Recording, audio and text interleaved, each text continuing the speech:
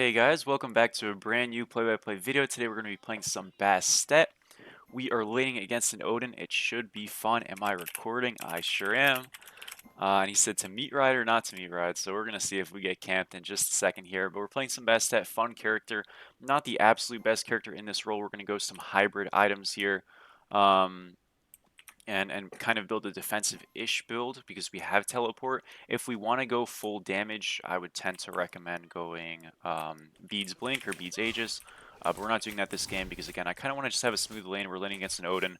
Not really the most difficult lane in the world, per se, but just a lot of potential hiccups that could occur in this game. So we're making the safe call, making the safe adjustment and assessment here, and yeah, for our build we'll probably go Blackthorn, Soul Eater, Glad Shield, Binding, Brawler, something like that. I'm not exactly sure, just kind of a roadmap, and we might deviate from that, but along those lines. We hit level 2 first, meaning we got that wave clear start advantage, which is next to nothing, but it's nice to see, I guess, and we're able to actually clear this a little bit quicker. Now, he made a bit of a mistake, and that's whatever that was.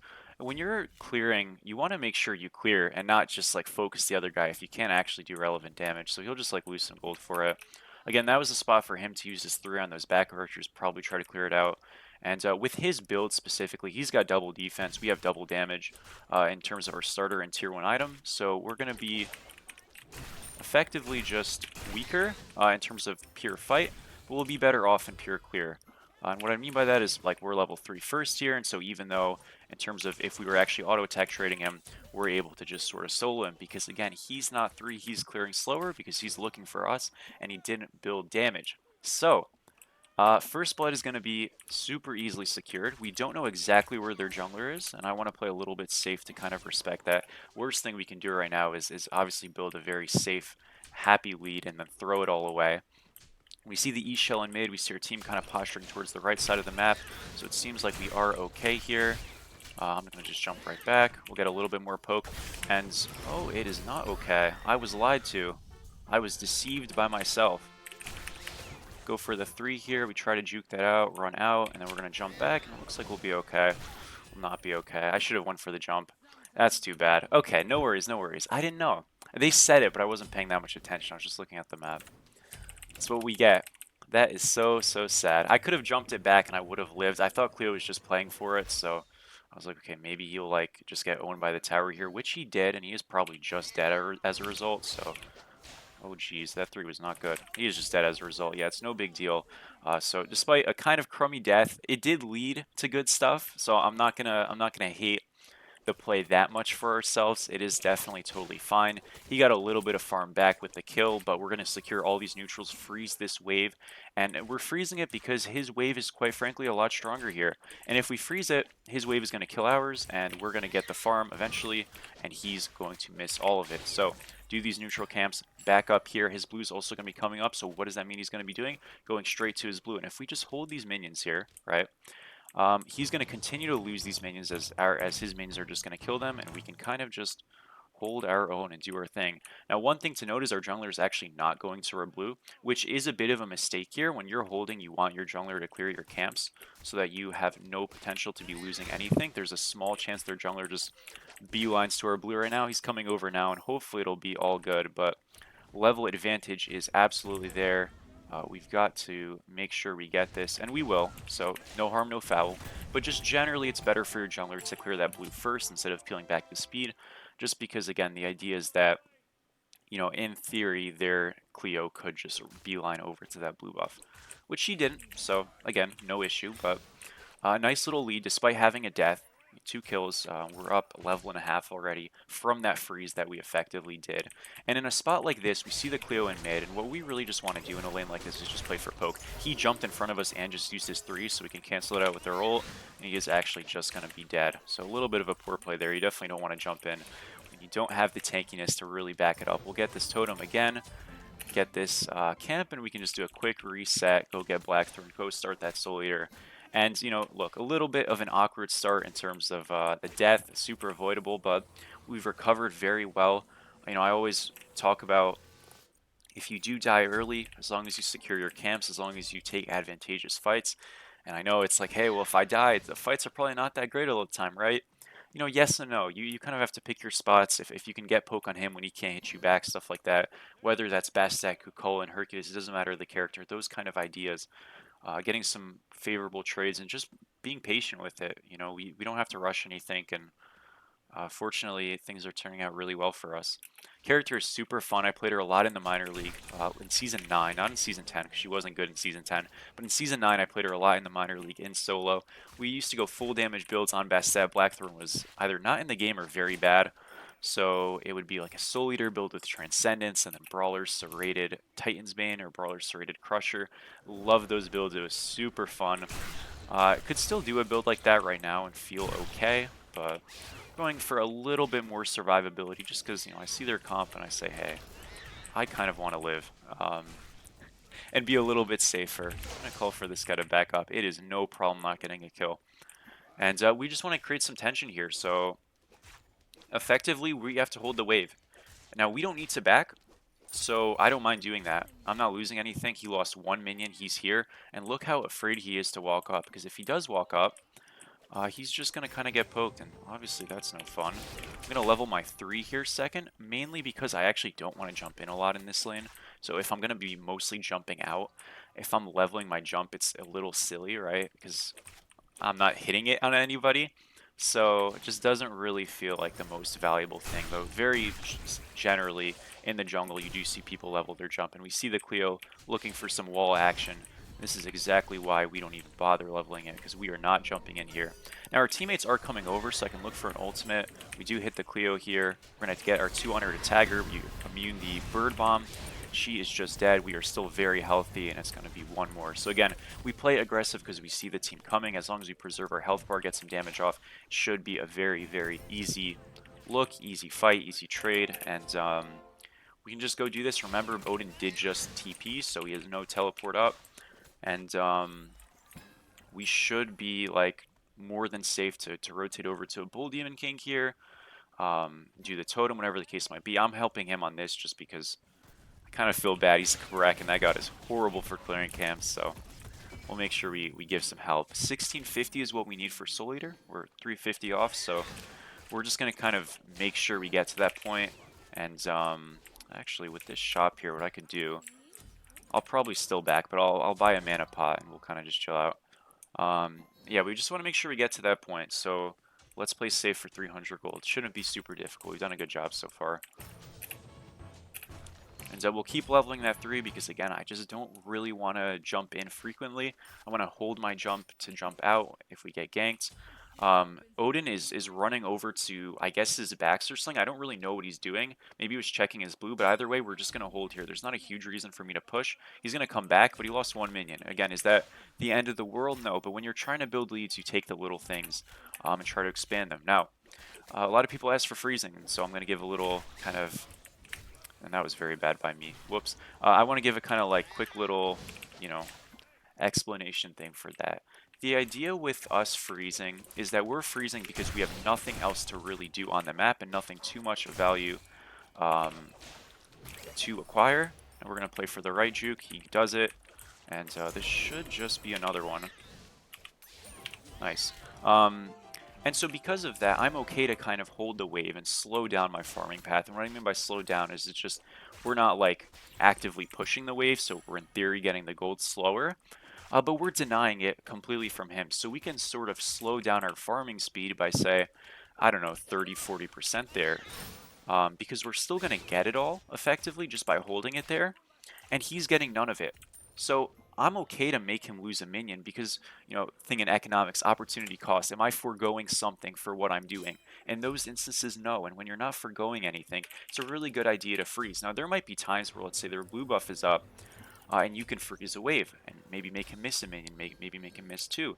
Should you go for the blue or should you just freeze? The answer is like really kind of what you decide. We went into tier 1 serrated. I didn't actually mean to build that. I'm going to be going serrated in this build, but I guess he's DC'd here. I'm going to just let him be. He's not DC'd. He's just a little bit upset, I think. And the choice with that is sort of just... Probably just get him here. Yeah, he's dead. The choice with that is sort of, you know, you look and assess the risk. One thing with invading a blue is more likely than not, is there going to be help, and more likely than not there will be. And it could just be better for you to say, hey, I'm going to take a 2 minion advantage, right? And get 2 minions extra farm than him just by holding and not invading, where maybe their jungler will rotate. And sure, he'll get his blue, but there's no risk of me doing that. Like, I'm not going to die holding those 2 minions, but if I go for his blue buff, there's a chance not only do I not get it, but there's also a chance that I die, right? So if you're not worried about dying and stuff like that, by all means, go for the blue. You might have jungle help, all that stuff. But primarily on this channel, I do kind of play from a weak side perspective. That's what I've always learned to play in competitive, and what I mean by a weak side perspective is basically just you're on your own. You got no help. You're fed to the Wolverines and Sharks out there, and your jungler's playing duo side. And it's not a bad situation or anything. I'm super like happy and content with playing that way. But in learning that and understanding that, you know, your jungler more likely than not is not going to come around to help you, I've kind of found that, hey, like, I can just play to freeze, I can just get little advantages, and sure, they might get their blues, stuff like that. But I'm going to be building an independent lead without assistance from my jungler, and in doing that, you know, they might play solo side with their team, but I'm not really getting that far behind, so it's not a big deal. And hopefully with that our duo lane gets ahead. Now in ranked and stuff, your jungler might just play through you, and that's great, but that's not what I typically do in competitive and stuff. And I actually typically don't like when junglers play through my lane because I'm just not used to it.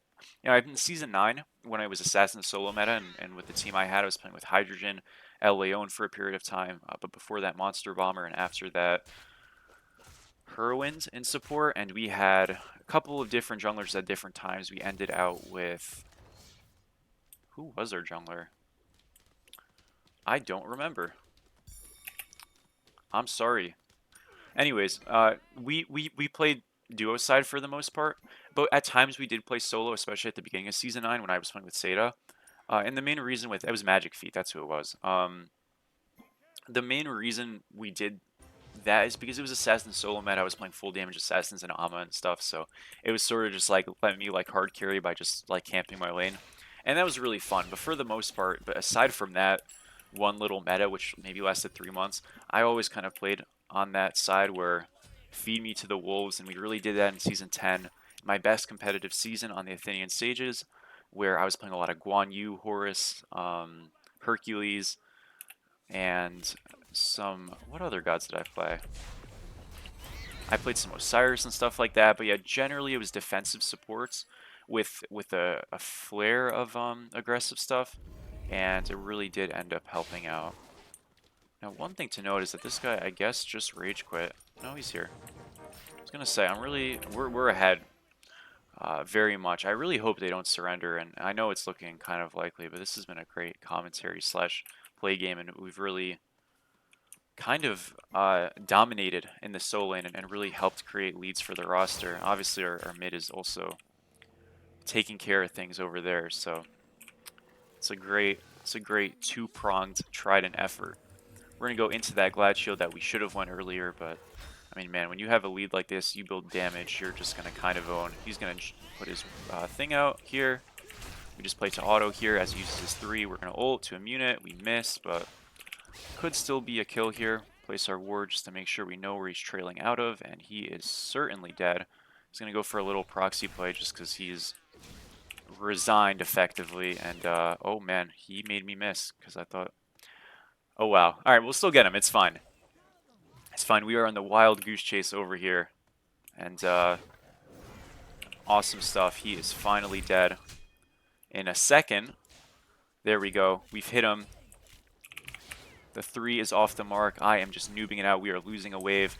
But we're here for the biscuit. We're here for the pride. And there we go. He has died. There, that is wonderful stuff. Breastplate, Glad Shield. This is a pretty fine build to go on Odin. It just really didn't work out. Again, when you're dying, no build feels good. I don't even know VGS really, but I'm the greatest. That's why we're up. And we got a 3k lead here. In this instance, what are we going to do? We're going to hold. Is it really mean? Are we playing like a rat? Absolutely, but that's the fun of it all. And the idea is that if we just keep this tension, even if we're not freezing off that many minions, which, he'll miss one or two, he has to walk up to clear the wave. And if he's going to go to his blue buff, like we mentioned, we're kind of the president right now in terms of we got to protect ourselves. If we're holding here, and he's going to his blue. Now, we do see Cleo in mid, but I didn't know that before. Let's say they look for some kind of war crime super rotation on us, and they all kind of collapse on us and we die. It's a really bad look, especially when we have kind of full damage. We're not super susceptible to not, die on a rotation. So just by holding there, just by kind of running, we've managed to build a natural smaller lead rather than going for a blue buff invade. But again, we incurred no risk. There was no rotation opportunity there because Odin had jumped away, and obviously we're far back. This guy's going to jump forward. We'll ult this and finally actually hit one of these damn ults.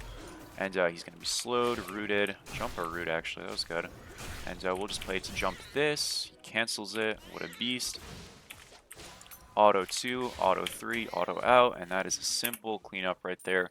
Go get our blue right now. Glad Shield again is the next item. It's a little bit weird with a build like this, I know, because you say, hey, well, you're going Glad Shield, but you don't really have protections. Isn't that kind of troll? Quite honestly, the item is so good from a pure stat-wise perspective that even if your passive's kind of compromised, it's really not that bad. Like, I love that I'm just getting cooldown here, and that was a good dash. The thing is, like, I really don't want to have full damage when I have teleport, because if you're going to build full damage, you want to kind of have beads Aegis or beads blink. If you have teleport with the full damage build, I mean, quite frankly, you're just like a worse jungler at that point. So, if you do go full damage build, you just tend to not go teleport.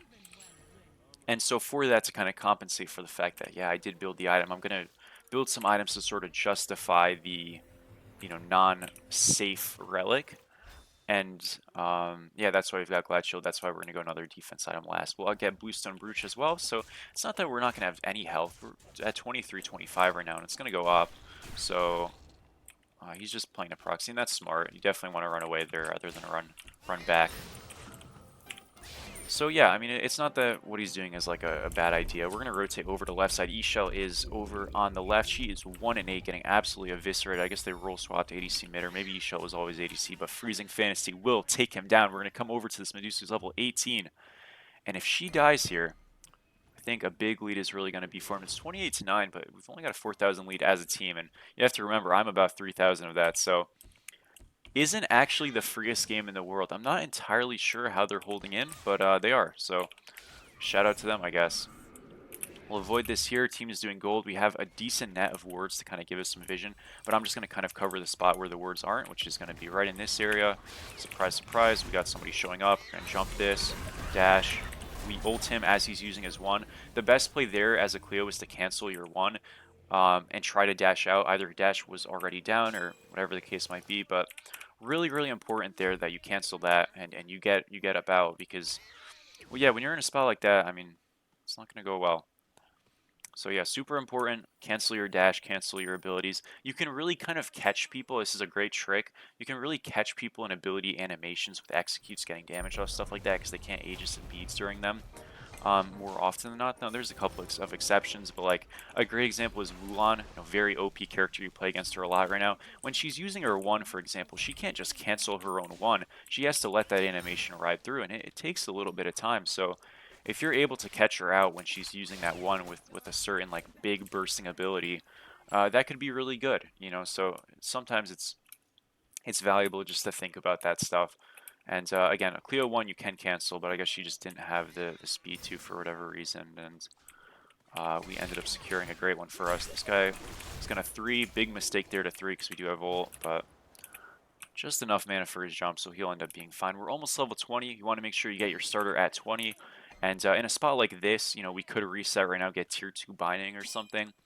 But 1,500 gold, that's the spot you want to be at for your starter, so we're going to kind of hold gold. Even if we were to back right now, we're going to kind of hold in and ideally just play for 20. But yeah, generally speaking, you want to forego your 6th item for your starter. There's very few exceptions because that starter is just so valuable, assuming you're building the right ones.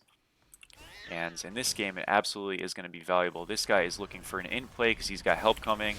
But we also have help coming. It's going to be one more for us, 11 and 1. This guy's in the wall here. And this is for sure going to be an easy cleanup in just a moment. Nice job. Lay Asian on the Baron mid, which is a terrible pick, is dominating. So, hell yeah, dude. Get Bluestone here. Get some words out. And in terms of the farming job, you know, obviously we need a bit more gold, but we're set. You know, we don't need to do too much more. So it's going to be super rotation team fight time, as it kind of already has been, but oh, unlucky. But just a little bit more of that, and we can kind of rotate back to this Nox, make sure this guy dies, and I mean, hey, they kind of came to us, so that works out, but Fire Giant's going to be the play, and our team is really starting to steamroll a little bit here. I've got a 4,000 lead almost. Our mid's got a 3,000 lead? Yeah, so, I mean, dude, like, the lead is on me in this Baron for the most part, and the Medusa and them are doing fine, but this is just a takeover. Love to see it. I'm not even queued with him. Like, again, I'm kind of... Actually, I didn't say this in this video. I tried to record it 4 matches before this one, so... I did also stream last night, so some of you guys might have been in there. Some people said they were from YouTube. Really appreciate you guys coming in, and you know, I do streaming pretty informally, and it's just kind of for fun and usually casuals and stuff now. But really appreciate you guys coming by for that. That was very fun for those of you who did. But I'm on a bit of a loss streak right now. I'm actually at like 31-20. I might be actually out of Grandmasters at the moment. I just lost a couple trying to record some videos and whatnot. I played pretty well for the most part. It just yeah, the matches were abysmal, to be honest. I don't really know. It just sometimes you just lose. It's not a big deal. Nothing to really fret about, because we're gonna win them back, as you can see, and it's really no troubles. But yeah, sometimes you go on a little loss streak. You know, as long as I'm kind of in that 3,100 to 3,500 range, I'm happy. And we're just on the downtrend for a little bit, but we'll come back up, and it's really no problem. Still putting Grandmasters in the title, because with this win, we should be back in it. It might be one more win, but you get the idea. Got his dash there. We're going to play for the ult. We got his ult as a response, and we don't actually have too much of a Phoenix push without a Hunter, but we do have 2 bombs, so I think we actually can just attack. And yeah, as long as we double bomb this, which we will, we'll get a little bit of damage off on this guy. Maybe I should be helping. I should be helping. We get a 3 off, get a 2 off, and we just get the easiest 2 kills of our lives right there. We go for the triple. Another stat boost. They got 2 people coming up. I'm not too sure about our end potential here. We can kind of give it a shot, I guess. But yeah, I don't think there's anything here. We should probably leave. This is not gonna work, unfortunately. Our Titan damage is abysmal with Baron and double Guardian, so that's totally okay. We just got to get more towers and stuff too, of course. We're looking for a bit of a play, and I like the activity. You know, it's nice to, as we miss everything, it's nice to see people getting loose with it. But yeah, probably is a good idea to get up on out of here at this point. And yeah, Baron is looking to back. I'm not going to bait him any further. I'm going to feel really bad if he dies. I can help here, maybe.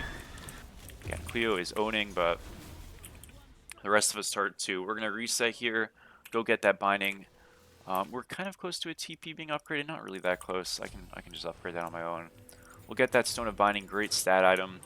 And super valuable for when we slow them, when we root them, when we ult them. With our 3 ult, so yeah, should be good stuff. And even if the binding passive is at times like a little circumstantial, like a little too circumstantial, which you could argue on Bastet it might be. I think that just the this guy is just he's just dead. I think that the value of the item, 35 prots of each and 200 health, is just so powerful.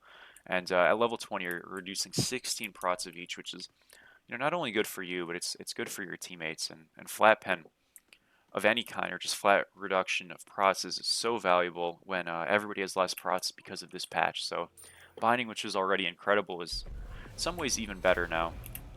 And fire's coming up kind of soon. We have it for 40. I can hunt for a little pick on left side, as they're almost certainly going to split this side of the map, as we're going to probably be on right. Is what they're expecting. So we're going to hunt a little bit here. We found the Nox. This isn't really the best target in the world, but we'll ult her combo. She has no dash here, and you know, that maybe not the best target is actually going to turn out pretty okay for us with the savvy immunity. We can get a tier 2 here and head on out. Also, guys, side note, and I know this isn't really the demographic that I'm posting videos to, but would you guys want like I mentioned, we're doing like from now on either Tuesdays or Fridays. I know today's a Friday, and it's like, shit. Well, what about today? But on Tuesdays or Fridays, maybe I'll just do Fridays from now on. Maybe I'll do Tuesdays. Not too sure yet. We're gonna have like a fun pick day where we're just gonna do something silly. I've got Fafnir as like the #1 requested thing, and we're gonna be doing it like a casual or on my Smurf, which is at like 2500 MMR. One of the two. I just want to have easier games because, quite frankly, if you're top picking Fafnir solo, bad stuff's gonna happen in a higher level lobby, right? So, um, yeah, like Diamond MMR or lower stuff should be fine. So, anyways, though, the idea is like we're gonna be doing something like that for Ranked Conquest and still doing commentary, just with some fun picks in mind. Um, if you guys would like, though, so this guy is very dead.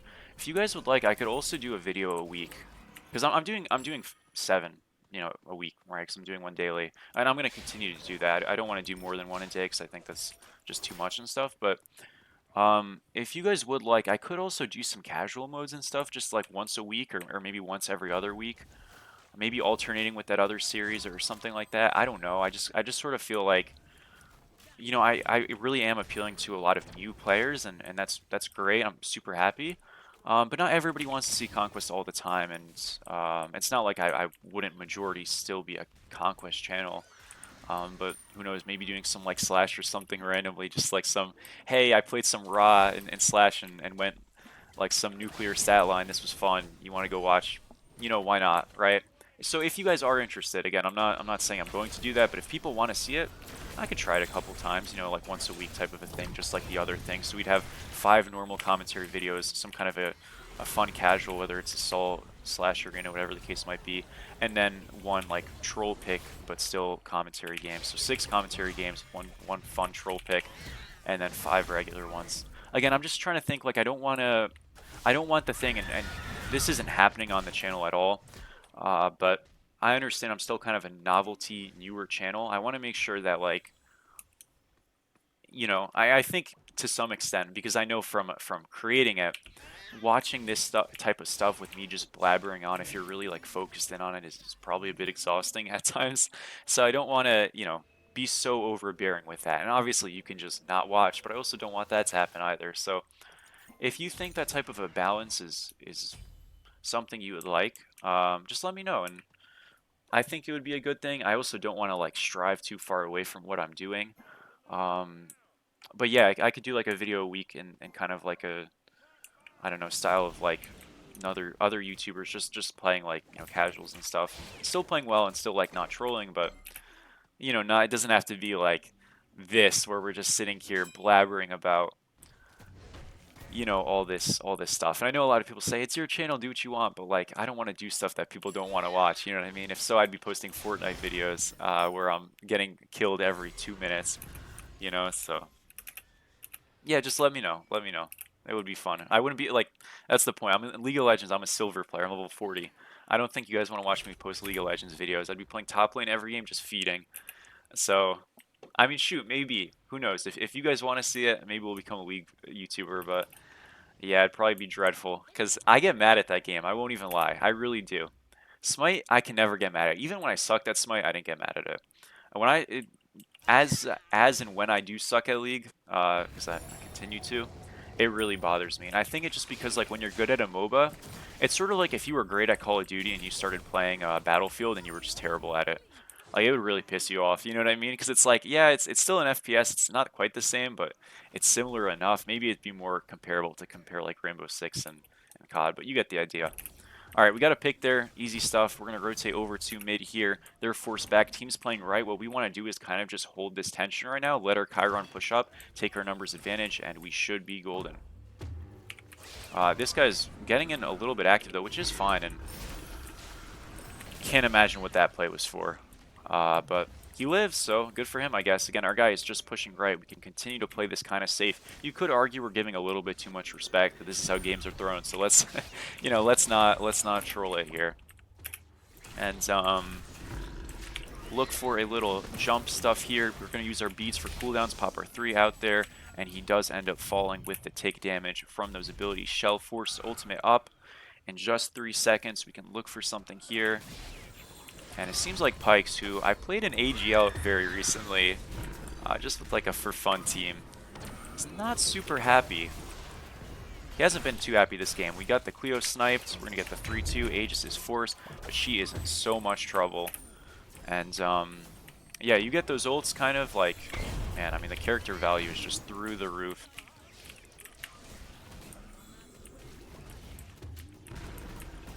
Awesome stuff, dude. Let's go. We've done it.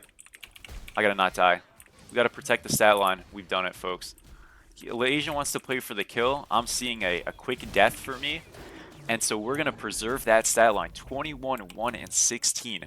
Dominant performance. Obviously, the team did very great. It was 58 to 16. So we saw great looks overall. But man, me and Asian just kind of Shaq and Kobe that game, which is always wonderful to see. So yeah, well, that was fun. Was fun. We'll take a quick look at the stats, see how we did. Speaking of which, recently the Celtics won a championship, and as a Connecticut boy, I am. Oh wow. I am terribly heartbroken by that. Knicks fan forever. So unfortunately, yeah, there's some I don't know what's going on over here. So I'm gonna just let that be. But in terms of the stats, we drop a 43k bomb. Odin 9,700. He was a little tilted at times, but really just managed to take advantage of those mid lane, solo lane stuff. Got great rotations, got great fights. Really preserved staying alive. You know, we had one death, which was in that laning phase, so we were literally 1-1 at that game, and we went 20-0 and 16 since that point. So and all I had to do was just jump back. And I didn't want to give the kill to the Cleo. It probably would have been better. Just had to jump back. These guys are really upset. Oh my gosh. Look at that. Like, I low-key want to just keep this going on. Okay, Smite player, play the game instead of project blame onto others. What?